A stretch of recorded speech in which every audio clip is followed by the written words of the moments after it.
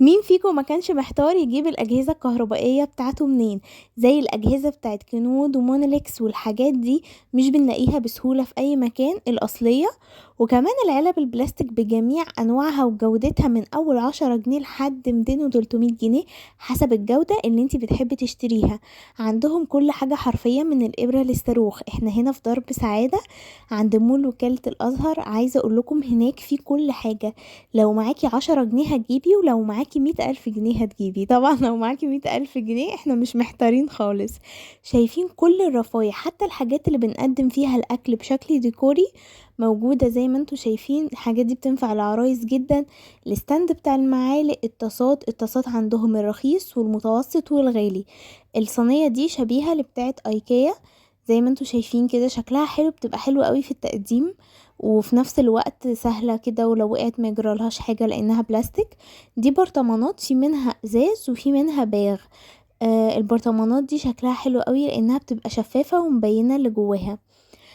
كمان في الباسكت الاسود ده، وفي انواع كتير جدا للباسكت. الهون ده جرانيت تحفة وتقيل، لا يا ربي رخام. تقيل جدا. شايفين العلبة دي تحفة في التلاجة لحفظ الخضروات. عشان في بنات كتير ما تعرفش ايه الحاجات اللي موجودة هناك، فانا حبيت اوريكم في الفيديو ده كل الحاجات المختلفة والمتنوعة اللي موجودة عندهم هناك. وانا مش بقولك تجيبي من مكان معين، انتي هتلاقي كل اللي انتي عايزاه في كذا محل. اللي ما يعجبكيش في محل تخشي محل غيره. زي ما انتوا شايفين عندهم الحاجات الديكورية اللي هي شكلها حلو، وفي نفس الوقت عندهم الحاجات اللي استخداماتها حلوة. بصوا الفوط اللي بنصفي عليها المواعين دي حلوة جدا، بتتفرد كده على الرخامة وتحطي عليها. الصينية بتاعت ايكيا اهي. في عندهم منها الوان وفي سادة وفي منقوش. دي حلوة قوي لتنظيف الشيش. وعندهم كمان الكيس اللي بيتحط بتاع الشرابات. بصوا كل الرفايع الصغيرة هتلاقوها. وكمان الليفة السحرية دي اللي بتطلع اي حاجة في الحيطة. والموب ده اللي هو بتمسحي بيه مسحة سريعة. الاستندات، الصواني. بصوا جميع اشكال الصواني بجميع احجامها واشكالها. العلب المتنوعة اللي جواها علب تانية صغيرة. وزي ما انا قلتلكوا في اول الفيديو، في البلاستيك اللي نوعه كويس جدا، وفي البلاستيك المتوسط، وفي الرخيص. شايفين العلب بتاعت ماكس دي حلوة، اسعارها حلوة كمان. طبعا يا جماعة صعب ان انا اقولكوا اسعار الحاجة بسبب ان الحاجة اسعارها متغيرة. هما نفسهم مش عايزين يقولوا لنا الاسعار لان كل يوم الحاجة بسعر. بس عموما هتلاقوا هناك كل حاجة وجميع الاسعار كمان. الرفايع الصغيرة قوي اللي انتي ممكن تدوخي عليها، الهراسات، الكفر بتاع المروحة، الحاجات اللي هي الصغيرة، انتي بتلاقي كل حاجة قدامك فبتقدري تلمي كل حاجة. شايفين حتى الحاجات الديكور اللي بتعلق عند باب الشقة، قطع البيض، المعالق، كل حاجة. العلب التقليدية، وعندهم كمان العلب اللي هي ستايلها شكلها شيك وازاز وحاجات كده. القمع بمقاساته وعصارة البرتقان. المشابك بجميع اشكالها والهراسات. شايفين دي بتشيلي فيها الشنط لو انتي في السوبر ماركت او في السوق بقى عشان تجمعيهم كلهم في رابطة واحدة.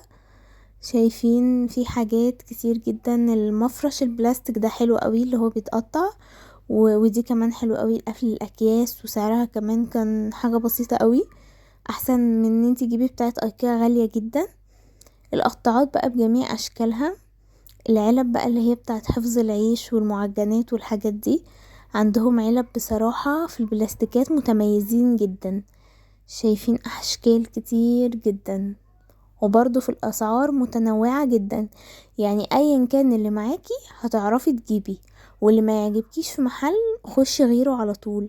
البلانشات الخشب بجميع مقاساتها واشكالها، وفي منها اللي بتقدم عليها الاكل. شايفين المفارش البلاستيك دي كانت بتبدأ من 180 لحد 280. دي اللي بتتحط جوه الدولاب بتاع الاطفال وبتاع اوضه النوم. في منها الوان وفي منها موديلات كتير جدا، انتي بتجيبي المناسب ليكي. شايفين اشكالها. انا بصراحة بحب السادة. وفي ستارة الحمام والمفرش اللي بيتفرش في الحمام. في منشر الغسيل بجميع اشكاله والوانه واسعاره من اول 300 جنيه لحد 1000 جنيه. عندك جميع الماركات وجميع المقاسات. وكمان جميع الستايلات، يعني الستايل اللي بيتفتح العادي التقليدي، وفي اللي هو بيتفتح باكتر من ناحية، وفي اللي هو بكذا دور، يعني من اول 350 كده تقريبا لحد بقى 1000 جنيه. هنا كنت بوريكم ان هم عندهم اطقم الحمام اللي هي الكاملة، الباسكت بالحاجات بتاعتها كلها، اللي هو بيبقى الطقم بتاع التويلت كامل.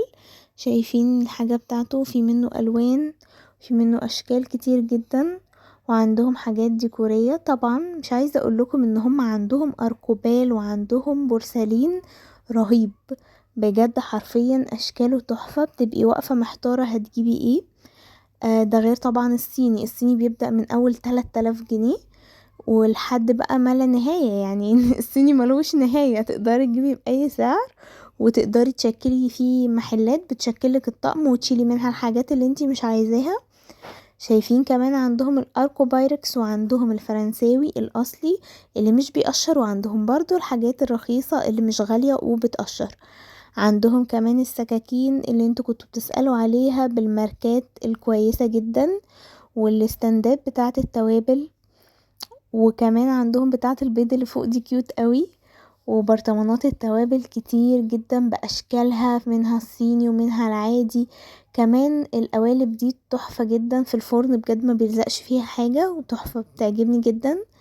كمان أطقم القهوة والمجات، وشايفين الحاجات بقى المميزة، الحاجات اللي معاها قارورة دي، والكاسات طبعا، والاستندات بقى اللي هي بتحط عليها الكحك والبسكوت. يعني انتي هتروحي حتى الرفايع حتى المقص، بصي مفيش حاجة مش هتلاقيها عندهم، هتلاقي كل حاجة وهتبقي محتارة. انتي بس خدي فلوس وخدي عربية، وانا هقولك العنوان في اخر الفيديو. بجد هيفرق معاكي قوي ان انتي تجمعي كل حاجتك وتكتبي كل الحاجات اللي جبتيها عند بنك مصر في العتبة. شايفين هنا في بنك مصر عند جامع البنات، بنخش الشارع اللي جنبه. بتخشي الشارع دوت، بتمشي كده، ده الشارع اللي جنب بنك مصر. كل المحلات زي ما انتوا شايفين مليانة حاجات، ومليانة انواع حلل، ومليانة اجهزة كهربائية، ومليانة صيني. يعني من الاخر لو ما لقيتيش حاجة عجبتك في المحل ده، اكيد هتلاقي في المحل التاني. لو وصلتي لحد هنا ما تنسيش تعملي لايك وسبسكرايب وشير لصاحبتك. يلا باي.